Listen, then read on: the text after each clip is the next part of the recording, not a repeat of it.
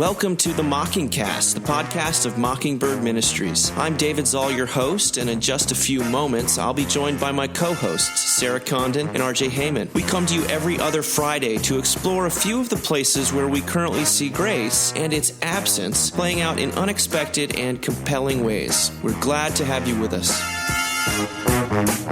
Praise the Lord. Praise the Lord. Summer is in the rear view mirror, at least for me as my kids begin to think about first day of school in a couple days. I have missed the two of you. We've aired those mini-sodes, but we haven't actually spoken like this for almost 2 months. So, what is going on? You guys survived? What's happened? Yeah, we did. We did a big summer road trip, and it was 3 weeks long. And I have to say that now that our kids are just old enough to manage themselves better, like what it means for me is that I just eat like enchiladas for lunch and then take a 2-hour nap in the car in the front seat. So really feel like we're coming into a whole new era of family road trips. Yeah, it's nice. I don't is there a single highlight that sticks out? Because you guys went a lot of places from what I could tell. I mean, I think the best moment, I don't know if this is a highlight, but when we were in Carlsbad Caverns, which is an incredible place. I grew up going there. It's just astonishing to see in person, but it's quite a hike down. And we were getting our kids down there. Our 8-year-old, he's there for it. He's loving it. And our 5-year-old looks up at me and she goes, "You guys are having a great time, but I'm having a terrible time." And I was like, that is exactly, welcome to a family vacation, sweetheart. So it's a good description. Amazing. It was awesome. That's amazing. RJ, how's your summer been? It's been good. Got some good family time. We spent some time out in the hill country of Texas, which is beautiful. Spent some time on the river, did some cliff jumping and some rope swinging and some floating and some tree jumping and it was good. It was great. We had good family time. We've had a fantastic summer. I couldn't after the sort of craziness of the touring for the book in the spring, I just feel like we really needed some family time and got to see my family and got to go to all sorts of bodies of water. And this past week, we got to go to a family camp where I got to speak about the book. In fact, on Lake Michigan, Camp Arcadia, and it was it's this sort of thing that like I don't think it would even cross the radar screen of something we would do otherwise. But then you go and like the kids are having a blast. It's beautiful. No one has to do any dishes. No one has to feed anyone. And there's like tons of like there's no screens anywhere. And we just all left being like, we got there, we didn't know what to expect. And we left being like, wow, that is what we needed. So, yeah. That's awesome. I'm ready to go on this cast too. And because it's the beginning of the school year for some people, for kids, the beginning of sort of just the things picking up, I thought we would first start by talking about what the school year means for a lot of kids. And this is a not very subtle title by Kim Brooks in the New York Times this past week. Let's go heavy right away. Let's do it. Yeah, why not? No room for optimism. Let's just go deep and dark. Well, hey, what did we say? We're not optimistic. We're hopeful, though. Buckle up, unoptimistic listeners. That's right. It's the title is "We Have Ruined Childhood," and written by Kim Brooks in the New York Times. And like the three of us? It opens up. Just us. Thank you, Mockingcast. According to psychologist Peter Gray, children today are more depressed than they were during the Great Depression and more anxious than they were at the height of the Cold War. And he cites studies in 2019. Between 2009 and 2017, rates of depression rose by more than 60% among those ages 14 to 17 and 47% among those ages 12 to 13. And what this article really focuses on the role of school stress in mental distress. And it's backed up by data on the timing of child suicide, that the suicide rate for children is twice what it is for children during months when school is in session than when it's not in session. Whereas for adults, it's always higher in the summer. For many children, Brooks goes on to write, when the school day is over, it hardly matters. The hours outside of school are more like school than ever. Children spend afternoons, weekends, and summers in aftercare and camps while their parents work. The areas where children once congregated for unstructured, unsupervised play are now off limits. Well, just a way to make you guys feel terribly guilty going into the new year. What sprang across your mind when you read this? Well, this is a hard piece, I think, for people to take in if they work full time. If both parents work full time, we work full time, and then your kid has to go into an after school program, and then in the summer, guess what? You're still working, and they've got to go to these camps. So yeah, this was really hard to read. What is interesting about our life right now is that I am never on top of deadlines. And my kid has always gone to this program, after school program at his school that I'm going to be honest with you is a little sketchy. He came home 3 weeks in his first year and knew the F word, you know what I mean? And which we I know those programs. Yeah. It's but he got really good at soccer because he had to play against fifth grade boys who were twice his size. So I was like, well, I feel like so anyway, I waited too late to sign him up. And so they're full. And so we're having to figure out after school care and we can't afford a nanny. And so this is meaning a lot of us trying to manage work and him. And what has been very weird is that we've been relieved by that. Because it's meant that we can't, it's meant that we can't be oh, well, I have to stay at work until 6 p.m. every night. And you know what I mean? Because we actually have to leave earlier. And even if that means picking him up, bringing him to work, I realize we're super privileged that we're in a line of work that, involves Sundays, involves night meetings. And so we can kind of finesse it more, but it's been weird how relieved we are.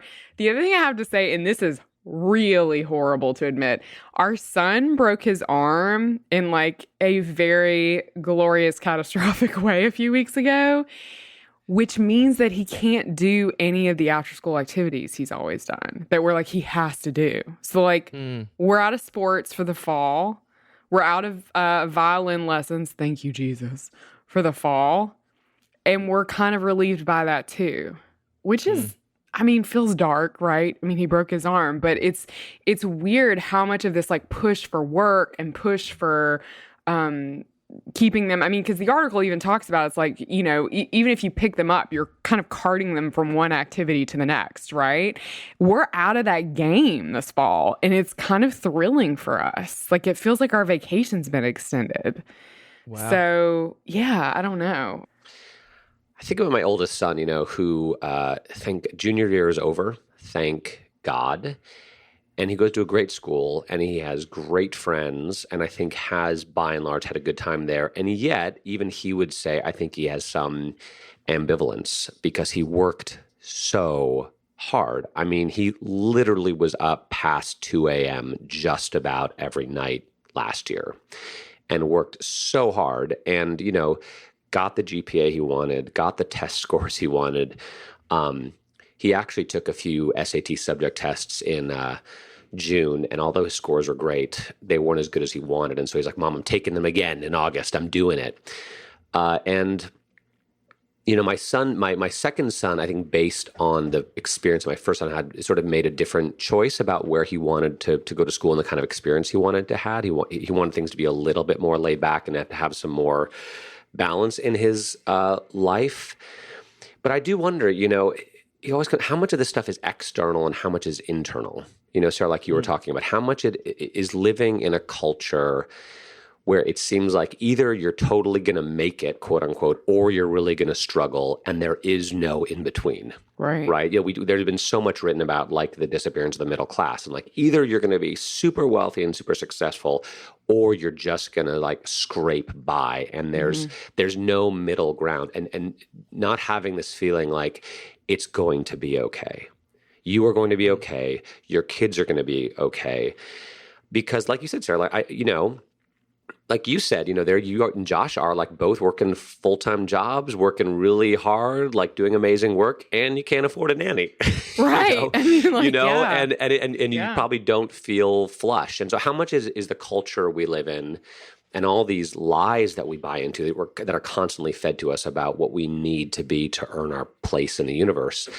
And then how much is internal? How much is just like, my oldest son would be like that no matter what. He's just driven. He just needs to do his absolute best on everything. And it doesn't matter where he would have gone to school. He would have been the same way. So I wrestle with that. How much of this do we do to ourselves?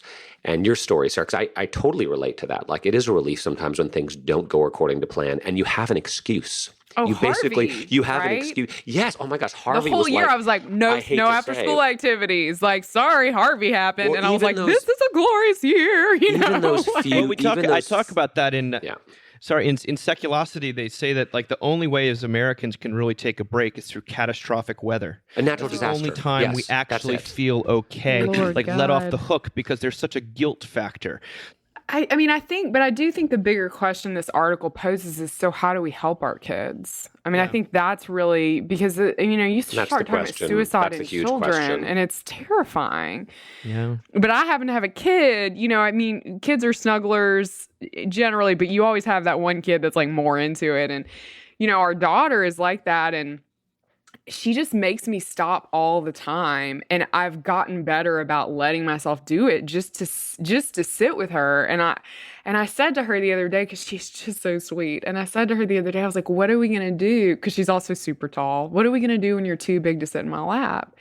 And she just leaned over and whispered in her, she's like, we're just going to have to hug all the time. Aww. And I was like, you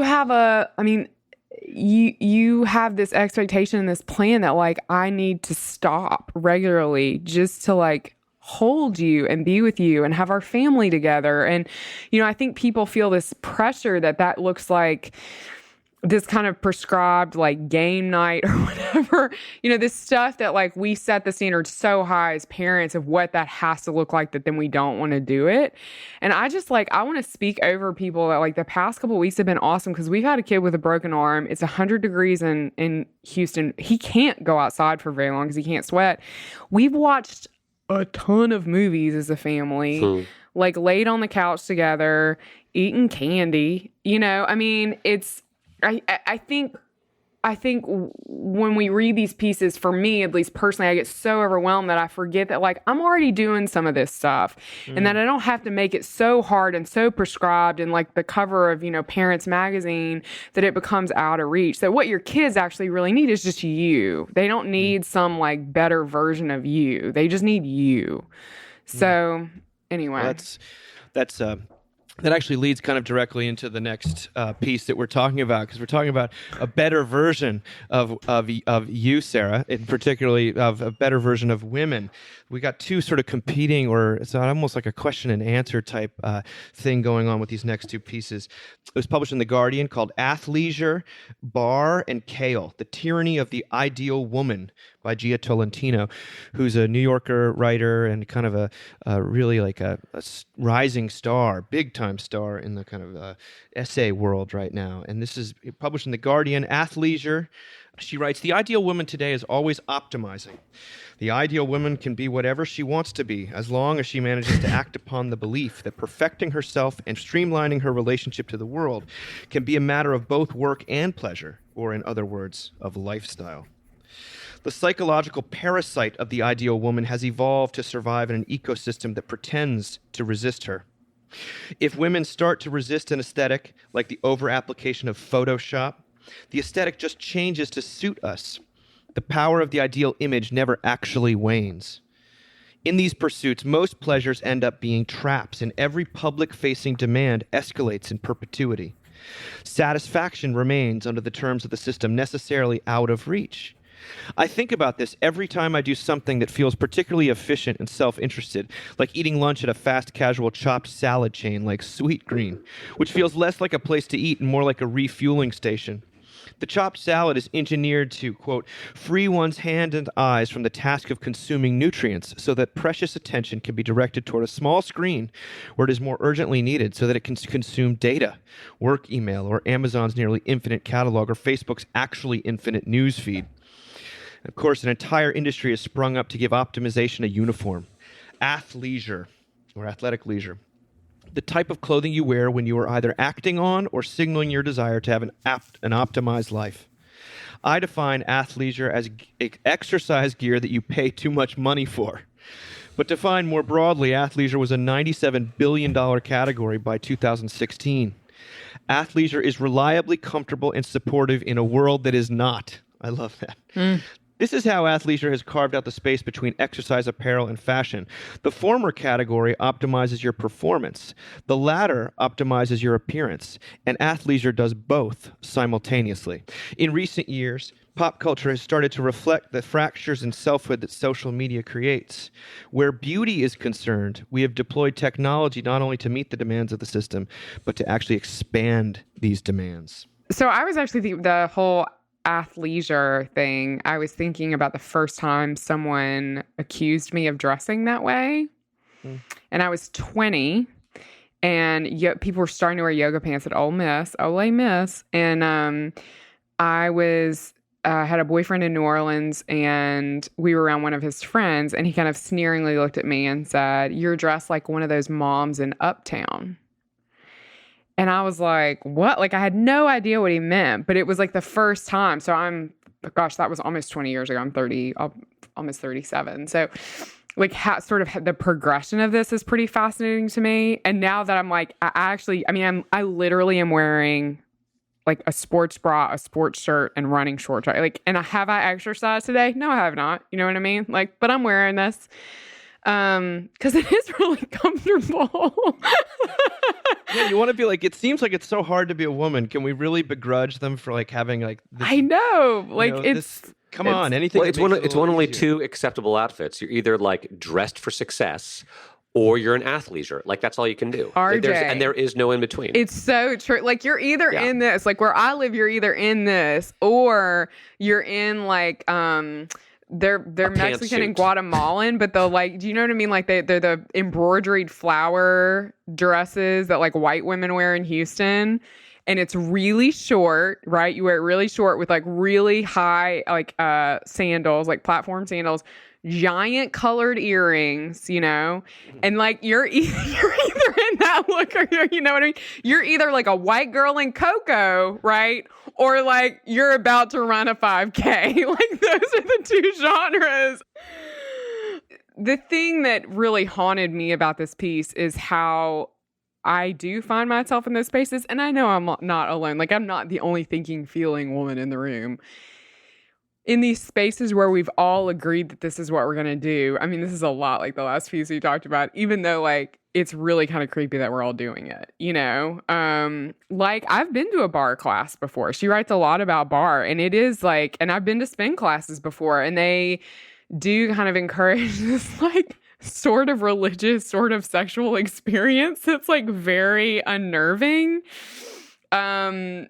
And we've all agreed to be there to do it because we're all going to like be in the best shape of our lives, right? Or optimize. We've all agreed we're going to go to Salada. I mean, we have a bar studio in our neighborhood, and it's got like a place downstairs from it that you can eat like very like, here's how many calories is in this, like in a very optimized way.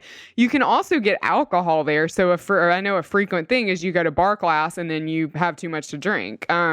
So it's, Work hard, play hard. It's right, exactly. It's all really creepy, but that pressure to live forever is there. I mean, I know I talk about this all the time, but that really is, I feel like that's the gift as an ordained woman in my area that I can bring to the table. I genuinely believe like that's the sacramental gift that like I've been given in this neighborhood, in this area, because I love where we live. I love the people we live around, but like this description of womanhood is very, very prominent in the area I live in. And I really feel like the best thing I can say sometimes is just like, we're all going to be dead. You know what I mean? Like, I mean, I know I say that all the time on here. I feel like I told this story, but I was at something recently. It was at the beginning of the summer, and I was standing there with a group of women from our neighborhood, and one of them came over, and we're talking about where are we going to go? What are we going to do? And this woman is like super tiny, super fit, right? And she's like, well, there's no way I'm getting in the pool this summer, not with this body. And I'm like, what?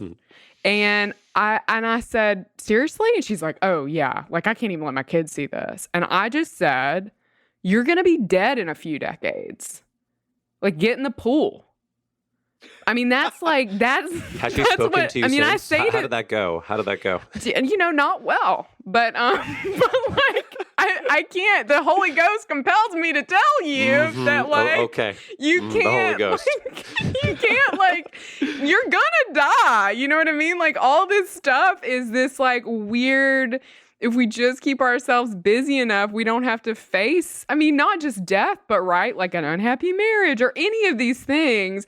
I mean, I'm always fascinated when I see these women who sort of check all these boxes physically and then have this like guy next to them who like just does whatever the hell he wants. You know what I mean? I was about to Like, say, I think I know where you're going with this. Much, doesn't exercise, bod. is not dressed up at all. Like, she's in heels, he's in a ratty t-shirt. Like, I'm just like, man, this is a lot of work and he's not doing anything. I mean, Dave, I do think your point is a good one because I think this is, I don't think men have the pressure women have, but I think it's moving in that direction. Like, Well, I the think optimization stuff is certainly there. I mean, Like, you got to be equally yoked, right? And when they when they describe that, I'd never thought about chopped salad places being popular in part because you don't have to look at what you can just spear, you can just shovel stuff into your mouth, and you don't have to even cut anything, and it increases. You can look at a screen while you're eating, and that's we talk about the cult of productivity quite a bit and optimization nation, and this is it's a view of human beings as machines, and we embrace it because we want to be distracted, I think, from what you told that lady at the pool, and we want to also feel like we're getting ahead and climbing whatever ladder it is of performance we're on. But she has such a great way of putting it, and the way that technology, certainly when it comes to beauty, but there are many other ways in which we use technology to meet the demands of some little L law, and it just ends up, expanding those demands. And how, that's the way that we talk about housework. Once the vacuum cleaner came, it was no longer acceptable for your living room to be anything but spotless. So it's like it actually increased that sort of thing. So I don't know, RJ, where are you at with the tyranny of the ideal woman? Well, I could have made a joke there. I could have made a joke. You could have. I'm just like, RJ eats really efficiently. Like, sometimes he gets fast food. You know what I mean? So I do. Like I said, Burger King twice a month. Gotta have it Thursdays, man. It's so conveniently next to the hospital. Athleisure, just that word. I mean, the whole thing made me think about 1984, honestly. And that book has been in the public consciousness a little bit. And I actually read it last summer because my son had to read it for school. And he's like, Dad, this book is so good. And the whole notion of doublespeak, like, it's insane. Athleisure. It's an insane concept. It's an insane word. It's an oxymoron. It's like, what are you talking about? And yet at the same time, this sense that what Orwell got wrong is that I think what he didn't realize is we don't need someone else to do this to us. We do it to ourselves. The fad that we kind of missed this summer. Remember the whole, which is gone now, the selfies you took that would age you? What was that called? Oh, yeah. The app, right? And then it turned out, guess what? Maybe that was a facial recognition hack that was perpetrated by Russian intelligence services. And it's like, people don't need to force us into kind of abusing ourselves. We will do it willingly, right? We will enslave ourselves. We will athleisure ourselves to death. And it's like almost the more freedom you give us, the more we're going to harm ourselves. How much rope do you want to give us? Because we will hang ourselves. And then I also thought the beginning of the article, as she was listing off all the attributes of the what's it called, the perfect woman, the idealized, the optimized. Mm-hmm. I couldn't help but think of Proverbs 31, right? Which Proverbs 31, as kind of rough as it is, and as much of an idealized vision as it presents of what the ideal Christian or Jewish woman looks like, it is nothing compared to what she lays out. I mean, what she lays out, into my mind, makes Proverbs 31 look almost like small potatoes. Like maybe you don't feel that way, Sarah, but it's what you've talked about, Dave, it's like the law is everywhere. And when you take away the religious law, which at least has like a little bit of grace and mercy and humanity built into it, you're just going to replace it with something way, way worse. And guess what? You're also going to take out any possibility of grace, mercy, forgiveness, sin, failure. So it was hard to read. And I just feel I don't want to live in a world like that. And it's painful. I have to say, bar classes are really intense and crazy for all the reasons you listed, but also I've got enough crazy in my life. Everyone shows up and so maybe there's a third category. It's white women in cocoa. It's you're going to run a 5K, or it's you're now a professional ballerina, because these ladies show up and you're like head to toe black. And this is always a problem for me. You've got to have long enough hair to put in a bun. You know what I mean? It's a look. And then you get in there and you work. I mean, it's my husband told me there was a piece recently, that they're seeing younger and younger hip replacements, surgery, because you're having to turn out. I mean, it's ballet, right? But only you're 27 and never did ballet. Anyway, it's I mean, it is abusing yourself. Squeeze. It reminds me of other thing we missed this summer is there's a couple of sort of high profile evangelicals who renounced their faith. They're deconverted, and whoever do you mean, David? Well, we're talking about Josh Harrison, and then recently there was this there was some guy, a worship leader from Hillsong, I guess, who did something on Instagram, and he's like, I just don't know about my faith anymore. No one seems to be talking about the contradictions in the Bible. And you're like, wait, what? Everyone, who are you hanging out with? But at the end, he's like, so I don't really know what's true. Sorry. But he's like, but I just know, I don't know where it fits in with God, but just love everybody, absolutely. Be kind, absolutely. And you're like, whoa. So he triples down on the law at the end of the thing in with absolutes. And you're like, because that's all you have. You're leaving behind the mercy and the person of Jesus, or at least you're flirting with it. I don't know what's good in the guy's heart, but I just thought it was unbelievable how even it's what sounds like good news. You're like, oh, I'm going to be free of these oppressive demands. Just, whatever. Love everybody at all times, unconditionally and absolutely. You're like, what? No, thank you. That sounds like the tyranny of the ideal person, not the ideal man. Don't be fat. You know what I mean? You might as well be saying the same thing. Don't be fat. Don't waste. Be authentic. All these. That sounds like someone who's been personally wounded by someone in the church. I mean, that's what I wrote something about Harris on the site and tried to just be as compassionate as possible, because I think that most of these decisions are emotional before they're intellectual. And that's not to dismiss everything, but I think that's, what the heart desires, the will chooses, and the mind justifies. We said it once. We'll say it again. And speaking of people choosing things, as a response, or at least partly a response to this tyranny that Gia describes so trenchantly, was an article that appeared last week in the Huffington Post, a long one by Eve Fairbanks, who we've quoted before. It's called "Behold the Millennial Nuns," and that's N-U-N-S. Y'all heard, not N-O-N-E. We're talking about a new kind of nun. Y'all never heard of these before. Sarah has an announcement to make. A little hopeful. More and more women are being called to the religious life after 50 straight years of decline. And these aspiring nuns are not like the old ones. They're more diverse. 90% of American nuns in 2009 identified as white. Last year, fewer than 60% of new entrants to convents did. They're also younger. The average age for taking the final step into the religious life a decade ago was 40. Today, it's 24. Get this.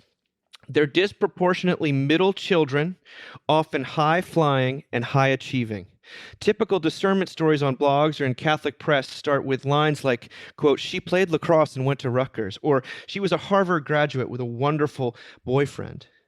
These young women that come to find out have one last surprise after being, high-achieving and kind of performancist, I guess. They tend to be far more doctrinally conservative than their predecessors.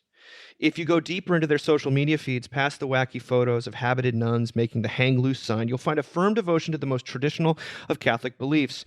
And then she profiles a bunch of people here. One is Rachel struggled to reconcile the person she hoped she would be with the person she was actually becoming. When she was very little, she was an academic wunderkind. Her first grade teacher had her administer spelling tests to her peers because, quote, I got hundreds on everything. But this achievement began to feel more like a burden. Every perfect score she got was a challenge to get another perfect score on the next exam. Whoa. Her sophomore year of college, Rachel drove 8 hours straight from her campus to a discernment retreat in Ann Arbor, Michigan for hundreds of young women. And one of the sisters gave the young women a lecture. A woman of faith, she said, was already majestic. She had nothing to prove. You are beautiful, the sister told them. God loved them already. And the ways that they were broken were the ways God intended them to seem broken for his purposes. It was a joy to feel like not everything was up to her, that she wasn't entirely responsible for answering questions like, does my existence have meaning, and who's going to love me? One night, experiencing anxiety while lying in bed, she rolled over and scribbled in her journal, you are unconditionally loved, then fell into a sleep as deep as she could remember. And then Fairbanks closes by saying, we are a thing that is wounded, American society. People raised for the new millennium were to be a kind of final proof that democracy in American society was indeed the greatest that ever could be made. Now that primitive superstitions had been cleared, tech and science and finance reigned, major political threats had fallen, and our hegemony seemed complete. We were, and shakily remained, utopian in ways that I would laugh at if I hadn't bought into them too. More than half of millennials still tell pollsters they believe they're going to be millionaires. Most of us expected to achieve idyllic marriages, even though so many of our parents had divorced. We were taught that anything you hoped for could be achieved with the right planning, that life is a series of hacks, fabulous tricks, but ones that have a reliable code for how to repeat them. Of course, none of this was true. When I read a passage from one of these books on vocation to an Oregon-based psychotherapist who focuses on counseling young adults, she laughs. She says, that's the essence of what I hear over and over again, that we're raised in a quantitative culture with quantitative goals. So fascinating phenomenon. I know it's a lot to take in, but more and more women, young women going into becoming nuns. I loved this article. I thought it was pretty thorough and fascinating. I'm so excited right now. I have never written this piece for us, but I would not be an ordained woman if it weren't for the Sister Act franchise. Because I had never heard you say that. I'd never seen ordained women before, and that was the closest thing I had ever seen was Whoopi Goldberg, you know? And there was also this beautiful, for me, thing of like, if they're going to let Whoopi Goldberg and especially her character in that movie, become a nun, then maybe they would let me into religious life. Like there was like, maybe there's room for me in that too. Wow. I mean, I joke about how I always used to write nun and housewife when I had to ask, when they'd ask me what I wanted to be when I grew up. But I mean, I really felt, the idea of being a nun was always very compelling to me as a kid. So I love that there are these young women that are choosing this. It's fascinating to me how they have this more fervent sense of belief, right? And I love that because I definitely see that in my own tradition where younger people are coming out and we just are sort of clinging to the, I don't want to say orthodox theology because that really upsets people because it denotes creedal faith, theology. biblical. Yeah. So we're sort of clinging to that. And it is very interesting. The bodily resurrection, for example. Maybe as a random example, and I actually, there's something really beautiful about that to me because I think as an ordained woman, and I know it's different because I'm not a nun, but as an ordained woman, I think a lot of the women who sort of made headway for us to be ordained, I don't know what the end game was for them, but they did not anticipate us at this generation being more orthodox. I mean, that's a general statement, but a lot of the women I think thought, well, if we can get these young women ordained, things will get more and more liberal. And I don't, liberal is such a loaded word, but we would cling less and less to things like the creed. Heretical? Is heretical a better word? It's been a hot word lately on certain Twitter accounts, but I think it's so beautiful. I was talking to a friend about this phenomenon, and so I'm loving seeing this here. That actually I'm so thankful for all the women that worked for me to get ordained. And this is so incredible. But like maybe perhaps the most beautiful accomplishment in that is that I'm actually allowed to just believe what I want to believe, right? That I didn't have to kind of pick their stream and get more and more radicalized in it, like that I can actually be myself and believe what I believe. That's too much rambling for me about this, but anyway, I love this. I think it's incredible that these young women are turning in this direction. Well, what you said really mirrors what happened with the presidential campaign a couple of years ago, where some of the old guard feminists were frustrated with younger women who were supporting Bernie Sanders and really just felt like they should be for Hillary no matter what. So it's interesting to see that happening in kind of religious life to some degree as well. Yeah. No, I was thinking, that, and I've written about it first before, but the thing I always think about is being at a thing for women who are, it was to celebrate the anniversary of women being ordained in the priesthood. And I was the youngest woman there. And it was all these women who were old enough to be my mom and really sweet, lovely women. But they looked at me and said, why have you not fought harder for inclusive language about God? In other words, why have you not fought harder for us to refer to God in the feminine? And I turned and said, why have you not fought harder for us to have better childcare at clergy events? And it's like, we weren't exactly speaking the same language. You're going to be dead soon. No, I don't say that to everyone. But but it's, I think there's this beautiful thing that like it is established enough that we can turn back to the original in some way, right? I don't know. Mm-hmm. Yes. I had mixed emotions about this article. I'm glad you were encouraged by it, Sarah. I guess there was a push and pull, right? That there was definitely some sense of younger women, and I do not blame them in light of the Guardian article we just talked about, wanting to just escape the insanity of our culture and the insanity of the messages that they are being presented with about what it means to be a woman in the world, what it means to be a person in the world, what success looks like. Like, I completely understand the impulse to just like run away from all of that into wearing a habit and being cloistered and being a nun and engaging in a whole new type of existence. And then it did talk a little bit eventually about not just running away from something, but actually running towards something, running away from the world, but also running towards Jesus, running towards unconditional love, running towards this sense that I am beloved by God and valued by God, even if I never accomplish anything, even if I never do anything, regardless of how I look or what I do in my life. And that was comforting, because I do think if you're just running away from something, like, life is hard no matter what.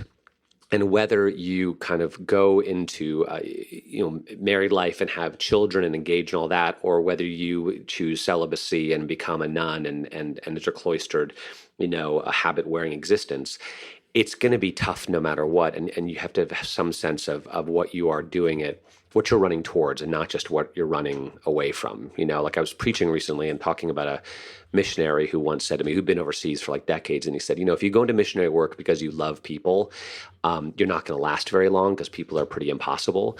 Like, you have to go into it because you love Jesus, and because even more that you are loved by Jesus in the midst of your own disastrousness, and then maybe you can pass that through to the sinners that you find yourself ministering to. So I find it's just fascinating. And the fact that they talked about this, the Catholic Church, in spite of all the scandals they've gone through, it's very interesting. I mean, I did know a bunch of people when I lived in New York that were young and very hardcore Catholic people, and very much into very conservative Catholic theology, probably much more Ratzinger fans than Francis fans. Wow. So it's interesting to see. I mean, there was a line of the article about young people coming to the realization that, quote unquote, I'm a lot more conservative than I thought I was, which means a whole lot of different things. But at least coming to an awareness that they don't have as much control over their lives as they thought they did, and maybe the things they thought would make them happy aren't going to actually, when they're searching for something more time-tested, more lasting. But it does make me nervous. I'm worried about people waking up 15 or 20 years from now and being like, why am I here? But isn't that true for everybody? No Yeah. matter what, doesn't everyone have a midlife crisis no matter what kind of life they quote unquote choose? And I would say, like, we spent a lot of time in New York at a monastery that had younger men coming through. And I would say that those communities are much better about saying maybe you don't belong here and maybe you need her a lot. I mean, they don't just, it's not like it was, Right. the Middle Ages, which is people, kind of yeah. incredible. The other thing that's interesting to me, though, when I think about kind of just women's spirituality is, some of the mystics, some of the women writers, who were writing in the Middle Ages, and it really is kind of I mean, I love that you pointed this out. It is kind of anti this like kale consuming, bar class attending person. I mean, it really, the way that they write, and I'm assuming some of these young nuns are reading, Mechthild of Magdeburg. I'm assuming this is like some of their stuff that they'd be into, and it may or may not be, but it really kind of says, just like, here I am, Lord, like, and all that I am, and you love me no matter what. And there's something really freeing about that. And for me, I get a little nervous when we say, and I'm not saying you were saying this, but when we say that people who are in that religious world are running from something, or that they're not in reality, because I actually think sometimes they're in a much harsher reality. We can really romanticize them living in those communities. Those communities are hard to live in, Yeah, absolutely. You're like in it together no matter what. It's like being married to a lot of people on some level. So anyway, it's just, I am encouraged by this. And we all know, like, I'm not like the world's best Catholic, but that's a joke. Do you guys remember a few weeks ago we highlighted something? I think it was a dean at the USC who is like a dean of religious life or spiritual life, and was talking about loneliness and just really real sadness of undergraduates, and as they've gotten more and more unyoked from institutions that would sort of and more even indoctrinated, it's sort of a kind of autonomy thing. They're less asking like, how should I live, and more asking, why should I live? And then he talks about what they're sort of trying to do to help that. And he says, I remember in the fall, we will debut our new artificial intelligence well-being assistant named Ari, which will guide students to appropriate support resources. We also offer host yoga classes, drum circles, friendship courses, community teas, coloring sessions, laughing groups, sleep classes, connection workshops, meditation retreats, campfire conversations, and primal scream opportunities. We've recently appointed our first director of belonging and our full-time wellness dog, Professor Beauregard Tire Biter. Strolls the campus daily. Okay. And when I this is a joke, when I right? read This is not real. This is not real. No, this is totally real. This was in the Boston It's 100% Globe. real. And Jesus, I remember Mary, and thinking, or maybe Joseph. the LA Times, and I wrote about it, and I was like, well, it's kind of an anything but God list. It's like how far it is. You're like, none of these things on their own are terrible, but like it. Laughing groups, primal scream. Well, I'd show up to Primal Scream. I'll be real. You I want would to say be anything we there can for go that. to, but God, and these women at least are finding some solace there. And you know who else found solace this week? Was Anderson Cooper. Oh my gosh. And Stephen Colbert. This is the last thing we'll talk about. There was this, Anderson Cooper, who's Vanderbilt, who just lost his mother, who was this amazing matriarch, grande dame of sort of American society. And he's, of course, the CNN anchor, and he has this sit-down conversation with Stephen Colbert, the comedian and television host. And they actually go back to something, I think the biggest post that's ever been on Mockingbird was something, it was just like an interview segment of Colbert talking about how he'd come to love the thing that he most wished hadn't happened, which was that his father and two of his brothers died in a plane crash when he was a kid. It might have been 3. And so he was left alone with his mother to sort of survive that. And he talks about how he's come to terms with that. Now, Cooper brings this up because he's clearly in grief, and he starts crying. He says, he says to Colbert, he says, "You told an interview that you have learned to, in your words, love the thing that I most wish had not happened."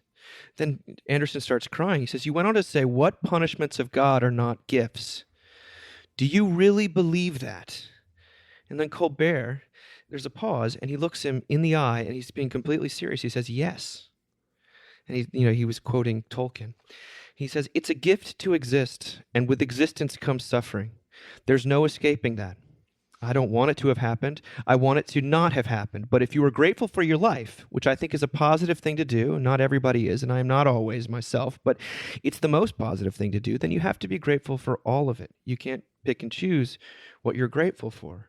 And he talks about the gift that was given to him through this terrible thing that happened to him. He says, you get the awareness of other people's loss, which allows you to connect with that other person, which allows you to love more deeply and to understand what it's like to be a human being. If it's true that all humans suffer. You know, at a young age, I suffered something so that by the time I was in a serious relationships in my life with friends or with my wife or with my children, I'm understanding that everyone is suffering, which allows you to love them in a deep way, and it actually makes you grateful for your suffering, which allows you to be fully human. And then Anderson Cooper chimes in and says, you know, one of the things my mom would always say was that she said, I never asked why me when something bad had happened. I always asked why not me. And this is the great question. He says, suffering is part of being alive. Sadness, suffering, you can't actually have happiness without it. And then Colbert responds, you know, in my tradition, that's the great gift of the sacrifice of Christ, that God does it too. God suffers too. You are actually not alone. It's a moment of piercing reality in the middle of, you know, the gloom of, you know, these sort of news media today. I was undone. Sarah, you sent it to me. RJ, I no doubt you've seen this. What do you guys think? I mean, I just thank God for Stephen Colbert. I mean, he had a very similar conversation with Joe Biden. Because I remember writing about that because they both had such, you know, Joe Biden had such extreme loss. I think he lost a daughter and a wife in a car accident in the 70s. He's such a gift.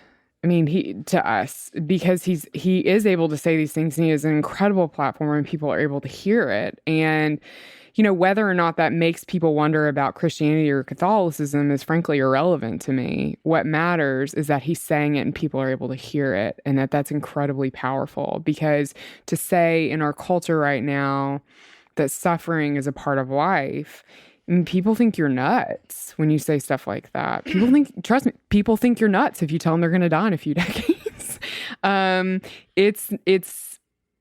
It's also like, I think about, and my husband and I talk about this a lot, like the people we surround ourselves with, like we don't actually do that well with people as friends who will say, and of course we're in this complicated dynamic where we're both priests. We just have too many priests in our lives, and we're all in the same profession, and there's always like low levels or high levels of competition. And that can really be a relationship barrier, which is sad because you actually really need people who are doing the same kind of work to talk to. And we say, you know, that often we encounter people who are also clergy who might give you like, well, things are kind of hard, but then they'll just be like, but everything's awesome. And I always wonder about those people. Like, I wonder if they've had real suffering in their life. Not that I would wish that upon them, but I wonder if they have, or if they've had it and they've just denied it. I don't know, because I think real suffering doesn't let you say that everything's awesome in this. Like, it doesn't let you like lie about the reality of who you are. And you know what's so powerful about this, and the reason it's so compelling to see, is that usually when these conversations happen, especially between men, but between women too, they're not going to have that moment where they both say, I've been through something hard, right? They're not going to share in that way. And that's why it's just so powerful to see this on camera. You know, when I saw that video, it reminded me that there's a billboard that's gone up in Houston. I've never lived in a city before with so many religious billboards, or really any religious billboards, but this is just, I see it every day on my way to work. It's a big black billboard with the white words, sickness is never God's will. Sickness is never God's will. And there's a little link to a website, and I went and checked it out, and it's like a, you know, local church plant or something like that. And I was like, okay, that is such a contradiction to what Stephen Colbert and what's his name again? The guy interviewing him, Anderson Cooper. Anderson Cooper, what they were talking about, you know, what punishments of God are not gifts versus sickness is never God's will. And why is it that sickness is never God's will sort of intellectually sounds so right and yet leaves you cold.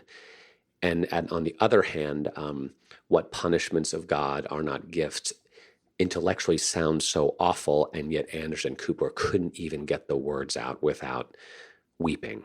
What is it why did he cry when he said that? And I've been thinking about that. And I think it comes down to, one of the things we talked about in the Minnesota, it comes down to hope.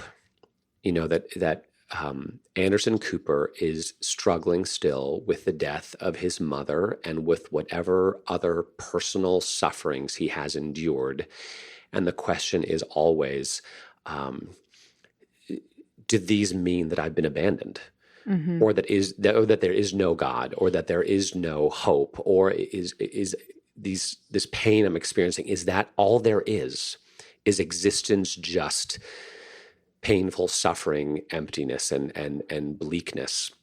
But to choke out those words, what sufferings or what punishments of God are not gifts, that if you dare to believe that, it means that there is a God, and he is with you and loves you and is blessing you and is present. And as hard as it is to talk about God being active and present in the midst of suffering, and maybe sometimes even willing it, that is so much more hopeful. It reminds me of a story that Andrew Pearson told me once about a mother whose son died in a car accident. And she rushed to the hospital, and there he was with her dead son. And a priest walked in, and the first thing he said is, ma'am, I just want to assure you that God had nothing to do with this. Oh, gosh. And she turned to the priest and said, please don't take away the only hope that I have. And it's like, what else is there? Like when suffering, when illness happens, when death happens, when suffering happens, you have two choices. One is that there, either God, there is no God, or he's absent, or he doesn't care, or he's abandoned you, or he's powerless, or he's present and active and loves you and is doing something. And there is hope at the end of the day, even in the midst of suffering. So just wrestling with that, because especially when you're in position, the people don't want to talk about this, like you said, Sarah. People don't want to talk about suffering. They don't want to talk about sin. They don't want to talk about pain. They want to be positive, and they want to be uplifted, often in kind of a superficial kind of way. And can we risk talking about these real things for the sake of those that are actually suffering, and in the name of a greater hope, even though initially it's repulsive, right? Mm-hmm. Initially it's repulsive. Oh, it's completely. Like, what do you mean? What do you mean God is working in suffering? What do you mean I can't escape suffering? Like, don't tell me that. But do we have the courage to sort of break through that and talk about this enough to reach that place of actual hope and faith, and not just kind of superficial optimism and glossing over? Yeah, and this may be like a really trite way of talking about this, but I keep thinking about the piece about this optimized, idealized woman, and how God, I really believe this. God has just given some of us, I don't know why I'm getting teary. God has just given some of us faces and bodies and height and hair and metabolisms and small boobs and, that aren't ever going to fit those categories. And sometimes when I feel the weight of not looking like other moms, we had Meet the Teacher this past week, and you wear high heels to that where we live. I tell myself I just can't, because believe me, you guys, if I had thick, long blonde hair, I'd be wearing it. You know what I mean? If I had, all the other attributes you need, if I were not the size of a brontosaurus and I had eyes that could take contact lenses, I'd be doing that. But I don't have that. I have what God has given me, and he has given me that for a very specific reason. And it is that it makes me more empathetic. I've had to be funnier. You know what I mean? I've had to find my way in this world because I can't meet those standards. And part of me, genuinely on my best days, is thank God I can't meet those standards. Because when you meet those standards, you never actually meet those standards, right? It's just all the more pressure. So I mean, I take great comfort not just in the eternal, and maybe not in these things that we, when we say suffering, we think, well, I haven't lost somebody in an airplane. Like, you wake up in the morning and like you've got to deal with, your appearance as a woman. Like, there's suffering in Everyone that. suffers. But there's also like the great love and redemption and purpose of God in that too. So anyway. Wow. Well, I don't think there's any reason just to keep going here, because this is thank you both. I'm so happy to have this input in my own life and this conversation, and I've missed you. And I'm glad to be back. And we'll be back in, I think, a little less than 2 weeks this time. And I know it's been a little slightly longer episode, but thank you. And what was the thing you said, Sarah? Just you're gonna die. Get in the pool. Maybe that's our new slogan on the Mocking Cast. You're gonna die in a couple decades. Get in the pool. Get in the pool. Okay, or Sarah will come and push you in. All right. Thank you. All right. Bye, guys. Bye, friends. Thanks, guys. Bye.